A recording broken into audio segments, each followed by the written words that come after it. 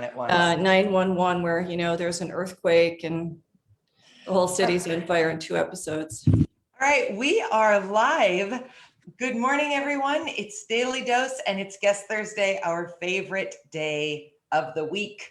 And this week we are joined by a new friend of mine and a brand new person to Maz's life, Nancy Taylor of Taylor Educational Advocacy, all the way from Connecticut. So Nancy, thanks for joining us. Oh, I'm so delighted to be here. And it's nice to finally get to meet Maz. Yeah. Oh, yes, isn't it funny? Social media makes us all think we know our spouses and our children, and then you meet them and you think, well, I have already known you for years.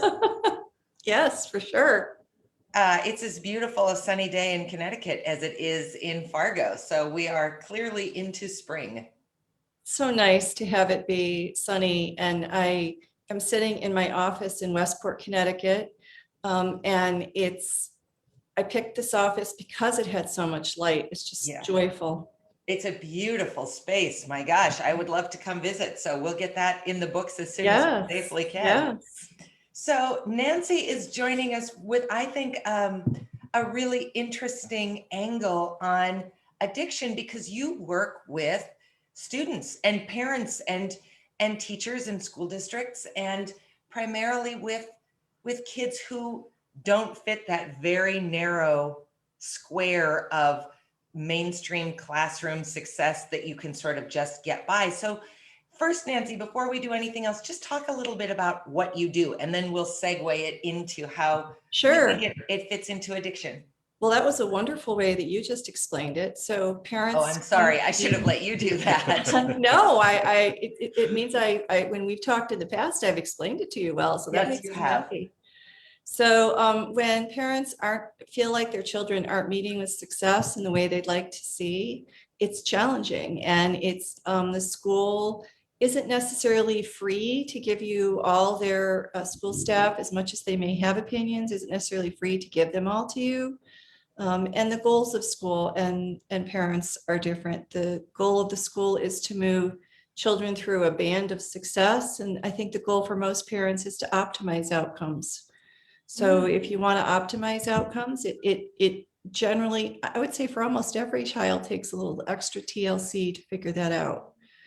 So I help them figure out what those things are. I work with them on strategies when necessary for home. I work with the kids, and I go with families to meetings at school. So when I've been to more than 10,000 meetings at school. So, for me, I have a sense of process, and I worked, because I worked in the school, I have a sense of how the school team is thinking, and my goal is to work collaboratively. So, it generally works out well.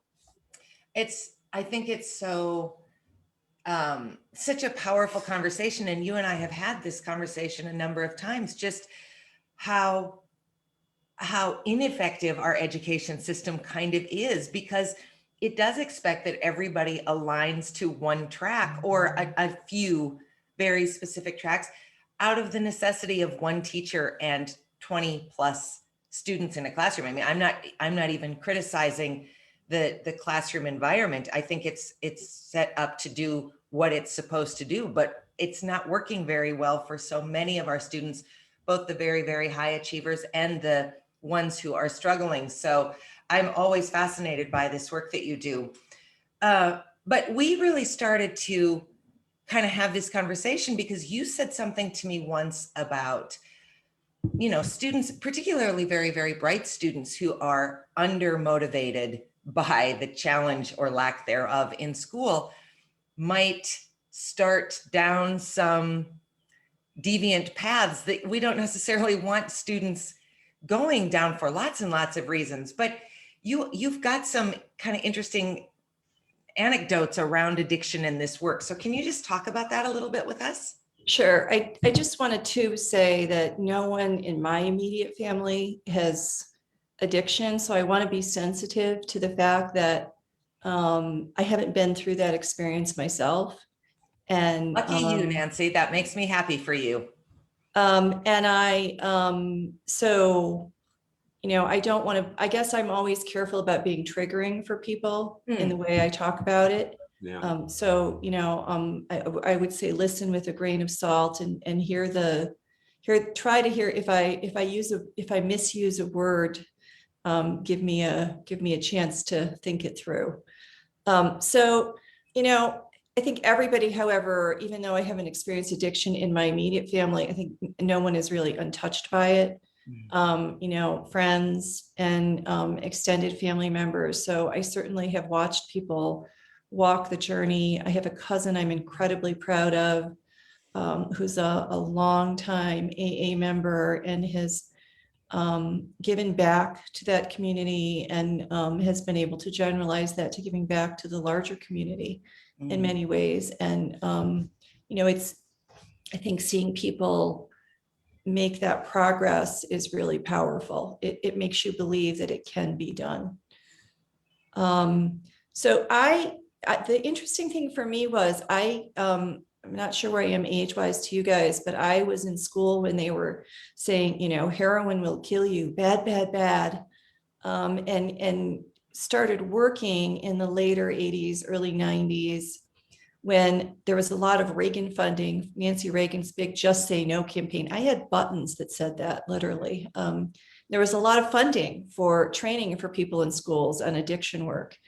And it led me to working in a day treatment program because it really was powerful to me. I wanted to support people. And I had many students who had significant drug problems. And it was really tough because I was, raising young children.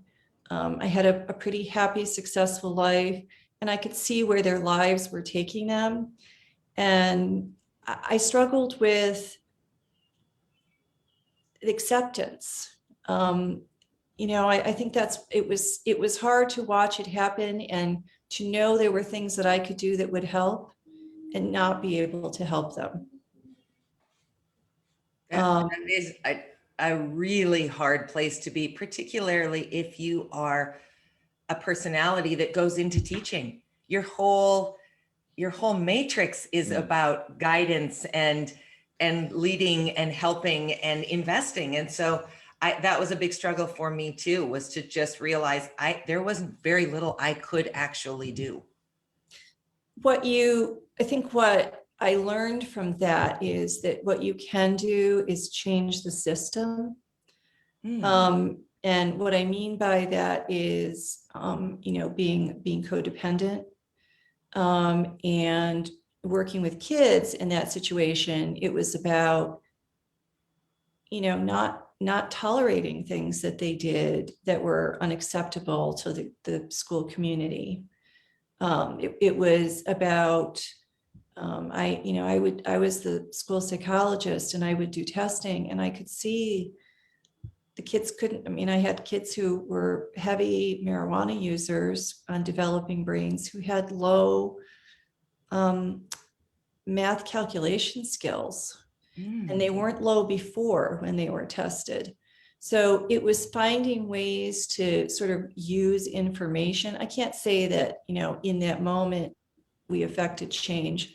I had a wonderful experience early this year that I had a former student reach out to me, who was not with us for a long time at the school, to say to me that, he just appreciated how much I believed in him. I think I was so touched. It literally, I'm trying to think of when I left there. I haven't worked there for 20 years. Wow. So he found me. He said, I've been looking for you for a long time on Facebook to thank you, and to try and find you. So I think you just never know. Like you have to have faith to put those pebbles in the sand. Yeah. Boy, that's really, congratulations on that success story. I think so often we think we should reach out to someone who's made a difference in our lives and we think, oh, they won't care. I've never met anybody who got a note from a former student who didn't care about the note. Yeah. I've kept all the positive notes I got from students over the years. They matter. Yeah. I'm that person too. I'm friends with my my advisor from college and one of my very favorite high school teachers on Facebook. Yeah. So Absolutely. They make a huge difference in our lives. Yeah, I just got a couple of well, I get emails as well as little thank you cards, but they just brighten your whole day. I just got a couple this semester. Yeah. Yeah. The work is hard. Teaching is hard. Even run of the mill kids is hard. So, okay. So let's go back to this, Nancy. So you're in this environment, you're seeing these kids, you're realizing that you can't necessarily fix them individually, but you might be able to do something systemic. So what did that look like for you? well, I think by systemic, I meant change. I should have, it's more the system around them. I think Okay. that's how it relates to. So, what I found in that work was messages that have sort of stayed with me. I think that the work in looking at addiction as someone who does counseling has value beyond just addiction. There's messages that resonated to me. I have been doing this quite a long time, and I can generally see how things are going to go. And sometimes families aren't in a place where they want to listen to me. I can't say I don't find that frustrating, because I think that's sort of human nature. But I have to say, sometimes you're not the end of the journey. Sometimes you're, a piece along the way. And we don't get to decide for other people. We have to, again, be that ripple.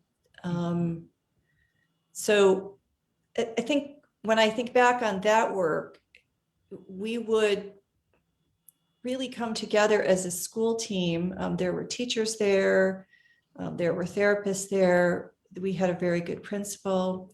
We would come together and kind of make up a plan as how we were going to make it a little bit uncomfortable, so that it was harder for that behavior to continue. And obviously part of that was engaging the family and trying to get the child into treatment.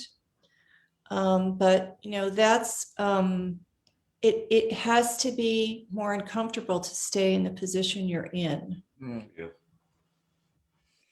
Isn't that so true for so many facets of our lives?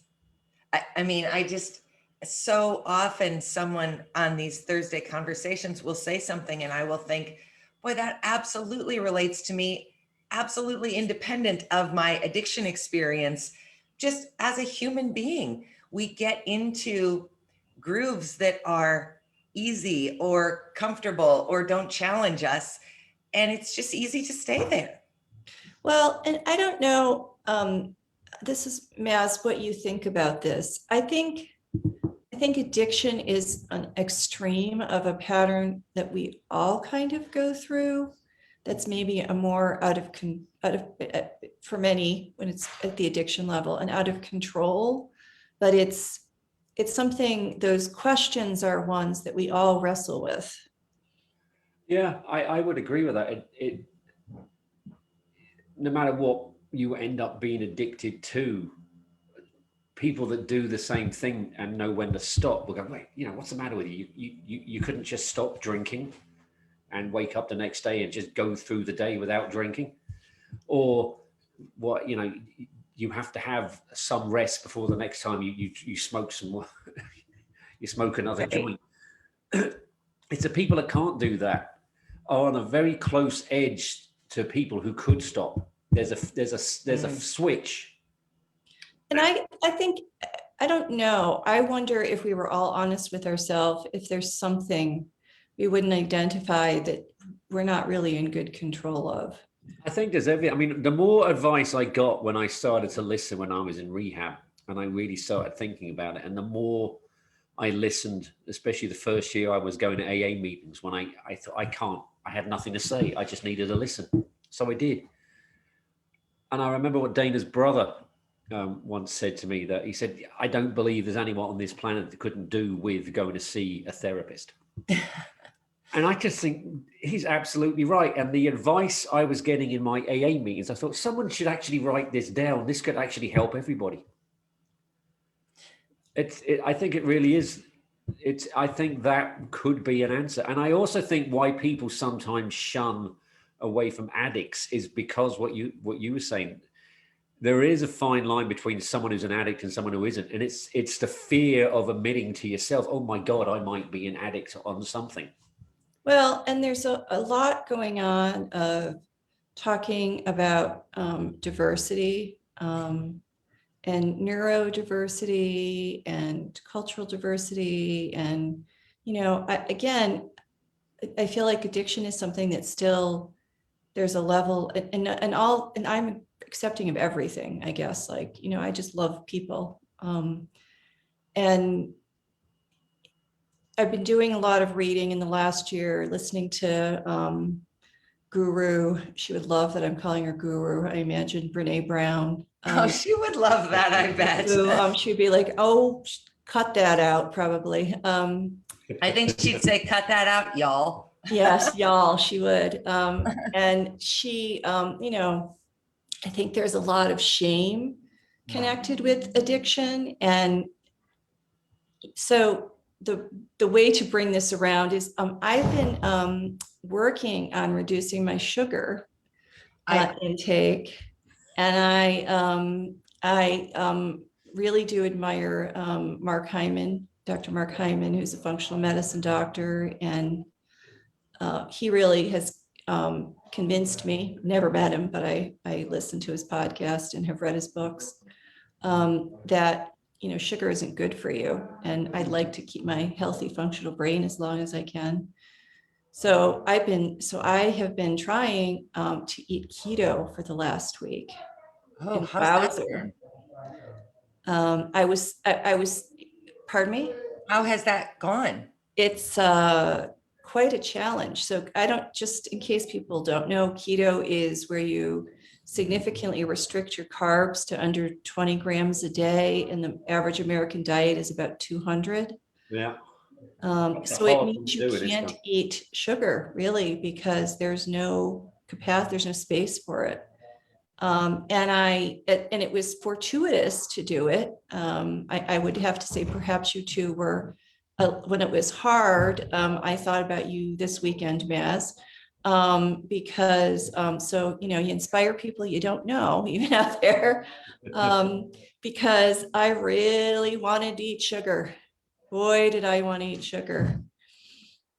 Well, I'm glad you brought this up, Nancy, because you and I had this conversation the last time we talked, and I've been thinking about you and that since, because I also enjoy sugar in its many, many forms. And so every time I'm putting a little maple syrup on my ice cream, I'm thinking, think about Nancy Taylor. So I'm trying to think about it and be a little more mindful of it. But what I am fascinated by is both the idea of how we use the word addicted. I'm addicted to, and people use it for crazy things like shoes or movies or things that you're not addicted to shoes. Like, that's not changing your biochemistry. But sugar is, I think, based on the tiny little bit I know, and you certainly could speak to this much more cogently than I can, but there is a shift in your biochemistry when you eat sugar. Cue the good doctor. It affects your, well, just for your pleasure center, or your tangential area, and it sets off that reaction arc, the same thing as an addiction. But what I've been thinking lately is, for an alcoholic to say, I really need to stop drinking, it's actually quite easy, because you just don't go to a liquor store. But if you want to cut down on your sugar, I mean, it's in everything. I know one of the examples I brought up in my non-majors classes, right? You go and buy a loaf of processed bread in this country, it's got 6 grams of sugar in it. Per serving, right? Per serving. Yeah. In Europe, bread by law has to have no more than 1 gram of sugar in it. That's why Subway got in trouble with the Republic of Ireland, because you get there's a tax rebate if you use healthy bread. Subway lost their tax rebate in Ireland. That's where they're moving out of Ireland, because legally, from a European law standpoint, their bread that they use is legally cake, because there's that much sugar. Wow. So if you get processed bread from, say, Hornbachers, there's a hell of a lot of sugar in that. And there's so much that you eat that sets off that feeling good arc in you. I'm not, even whether or not we actually go to say it's an addiction or not, but really crazy. So I am not an unhealthy eater. I, put collagen in my coffee. I, eat lots of fruits and vegetables. I haven't had a slice of white bread in, I don't eat gluten, but I haven't had a slice of white bread and I can't probably since I was 19. But I've had rolls, so I guess that counts. But carbs, yes, definitely have an effect. And I was a person who I like to describe my husband as he's like the ant and I'm the butterfly. And he's just this steady energy. And I would like, and I don't have that reserve. It's really interesting to learn to deal with a different energy flow. I've had to use, what's I always find is beneficial whenever you go through anything is it makes you more powerful in what you do for others. I was listening to Oprah and I'm a big podcast girl and Martha Beck on my way into work, and love Martha Beck. Martha Beck was talking about how, we have to be always thinking about our own stuff as we help other people because we have to have integrity. I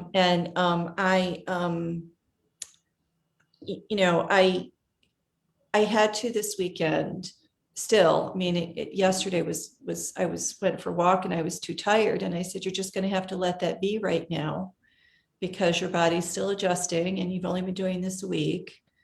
But I've done a lot of, from a cognitive behavioral therapy perspective, I've done a lot of self-talk about long-term goals and resisting temptation. I've done things. I'm a big person. If I'm doing something, I like to read about it and learn about it, and that makes me feel better. There's a wonderful couple out west who have a website called Keto Connect, and they have lots. And I'm sure there's others as well. They have lots of good recipes. So the first day I was doing this, when you first start doing it, you're hungry. Dina, you won't be able to relate to this, Maz, but you're hungry like before you have a fully formed placenta when you're pregnant. So you're so you hungry. just eat like 8,000 calories. Yeah, well, I don't think I did, but I felt like my body was just so hungry because it was saying, dummy, give us the fuel we're used to. So I had to make myself something that looked like bread, that was a low carb bread that had rosemary and garlic in it. And I made that, and there definitely is I don't know, Maz, if you do that for yourself. I have found that wine bothers me, so I don't drink wine. But when I drink, I love Spindrift. When I drink it out of a wine glass. I don't know if you found, well, you guys have a cocktail thing you do, right? We've been doing non-alcoholic cocktails. But Maz is interesting. I'm sorry, go ahead. Because I drink non-alcoholic beer, but when I used to drink beer, and I was never a big beer drinker, I used to drink it out of a bottle. But even with a non-alcoholic beer, I pour it into a glass because it isn't the same, and I don't want it to be the same. Okay. But I'm with you, Nancy. If I'm because wine doesn't sit very well with me either often, but I love wine glasses. So I'll often drink soda water, sparkling water. I've had soda water out of a wine wine glass too. And it's kind of nice to have a toast on a special occasion when everyone else has got a wine glass. I think if there's experience, I think you have to look for new experiences, but I think you have to also, if there's experiences that mean a lot to you. So there are low carb chocolates. Chocolate is my that's kind of your kryptonite, my right? drug of choice. And obviously it's the sugar, but there are low carb chocolates. The psychological satisfaction of eating something that isn't tasting the same, but replicates And again, I have been eating, Trader Joe's sunflower butter, peanut butter cups, like I'm like pretty healthy in the choices I've made, but it's replicating it. Maybe I won't need that in the long run. I ate 3 raspberries yesterday and I said, what do these really taste like? And can you enjoy them? So I don't know if that's another thing too, Maz. Do you find you can find other things to appreciate in the place that you're at now? Like you have created other experiences that I'm not sure eating 3 raspberries gave me joy, but No, pleasure. I just enjoy, there were foods that I wouldn't eat at all when I was drinking, but I think I've got more of an interest in what I hope are healthy desserts. I never used to eat dessert before I got sober. And now I actually, when Dana makes something that has fresh fruit on it, I actually, I'm getting towards just enjoying it without getting preferring something out of a tin. Yeah, I mean, this evolution of either adding or taking away from is a real thing. So good for you. 3 raspberries. Wow. So how long are you going to do keto, Nancy? Well, I'm trying to lose weight, so I'm going to do it to lose the weight, and then, probably won't be quite as restrictive. But that, to Maz's point, I think is going to be the harder thing because, I think the limit for people who it's drugs or alcohol is we don't do it at all. Yeah. And that's how we hold the line. And with food, it is harder. I'm not sure long term, like this is, I mean, one day to survive getting enough fat in me, I'd eat 4 pieces of bacon. I don't think this is for the rest of my life, probably a healthy eating plan. But I probably will stay towards the lower side. I mean, I think there's things that I will look at as a, periodic treat rather than I'm a really good gatherer in the hunter-gatherer model. I know all of the wonderful gluten-free substitutions that are delicious. So not eating gluten has not made it challenging for me to find other things. Sure. So Really interesting. I'm actually, but there's a restaurant in Fargo. There's one in Minneapolis too called Crave, and they have their menu is like reading a book. So they have, meat, sushi, vegetarian, vegan, and they've got a big section at the back for gluten-free. So they actually are trying to make a lot of these things more mainstream for people. yeah, that's pretty common around here that you can find things to eat. You can always eat a salad and grilled chicken, if you're desperate. And I like to cook. I think the other thing though is like you have to find other things that make you happy that aren't alcohol, that aren't food. Like that's another thing that I'm really, I was a very thin child. And that was because I came from a family where we had enough to eat, but not tons. And, there were limits on what you ate that were just sort of naturally set by what was in the refrigerator. So that's, I had the weight of affluence, I think. Yeah, absolutely. Comparatively, so it becomes what are other things that can make you happy. And again, that's the kind of things like when I think about these things, I then am thinking about it for kids who want to play video games too much. As much as I often find with kids, as much as there could be a drive to do something more, I sometimes see the opposite, that there is an avoidance. And, I think they're kind of related. Trying to figure out how to say it. I think they may have more parental controls on doing something too much, but it's harder when people avoid things and I guess what you could say the parallel is, for me, I was avoiding eating the right foods. Maz, for a period of time, you were avoiding not drinking. Yeah. So, you sort of, I try and always be thinking about when I go through something, how can that help me do what I do better? That empathy piece is for sure a real thing. And we don't have to have lived everybody's experience. We just have to have had our own struggles and been able to relate to them. I learn every week that someone who's in recovery comes on and talks about how their experience is on one hand so similar to Maz's and yet so unique to them. And the same is true for those of us who live around it or who struggle with anything. So this has been really interesting. It has, Nancy. And so it's a nice opportunity to get to talk to Maz. Absolutely. And always wonderful to talk to you, Dana. People don't get to talk to Maz often enough because he's got that funny real job that keeps him off of the internet unless I drag him along with me. So thank you so much. Oh, you're welcome. Thank you for having me. Have a great rest of your day. You as well, and best of luck with your keto. Good luck. Thank you. I'll be Thank you. anxious Take care. to hear how it goes. Bye-bye. Take care. Bye-bye. Everybody else, we'll see you tomorrow. See you tomorrow. Bye.